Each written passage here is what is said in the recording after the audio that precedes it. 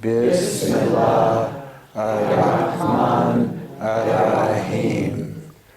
We begin in the name of Allah, who is mercy and compassion. What we're going to do next is I want to take us into our meditation practice, the daily meditation. I've added a few elements to it, and I'm going to basically, not very much, but just, deepening it in different ways, expanding its focus. And, so I'll take us through the stages of it gradually. One of the new things that I'm doing with the practices this month is we're going to do the wazifa, Ishq Allah, Ya Barr, Ishq Allah, Ya Barr. The Ya Barr is, rather than just taking it off the top of my head, I'll just say what I said here. Ya Barr is a prayer invoking the quality of God's perfect love, which is unconditional, all-inclusive, and in harmony with inner and outer conditions. Ishq, the Ishq is Allah. There's a thirst in every cell. It is called Ishq, the wine of love, and Ishq is a universal attraction. Every cell is yearning to realize itself as God. Every cell is yearning to realize itself as God. This Ishq, this flow that we experience is the wine of the divine presence.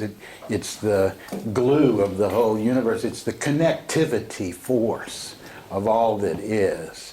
And it appears as this tremendous love energy. And the Ya Barr is that harmonious manifestation of God's love that is so unconditionally tranquil and all-inclusive, and it's what gives the ability to have a universal point of view, to see all the messengers of God as the one teacher, bringing out different qualities, all the souls as illuminated souls in different stages of being equally accepted, equally loved, by this Barr, this tremendous love. So we're going to do it as a daily practice. I'm moving the wazifas around in our practice to kind of give us energy in different places where we want to work. And that's the other side of it, which is to begin to become more adept and feeling into how we can draw on these qualities. In this case, we're going to introduce it as the spoken wazifa, and then on the breath, at a certain point in our meditation, we're going to do this when we are really recognizing all the prana, all the energy, all the life force from the infinite life force that is in space that we are connecting our breath with at the beginning of the meditation, becoming relaxed in the breath, refined, rhythmical, reaching into the space and to feel this prana, this magnetism, this energy, and building up our inner container, so that we feel full of life, generous because we're so full of it. We have so much. There's more, always more to give. So it's not a stingy game of I'm worried, so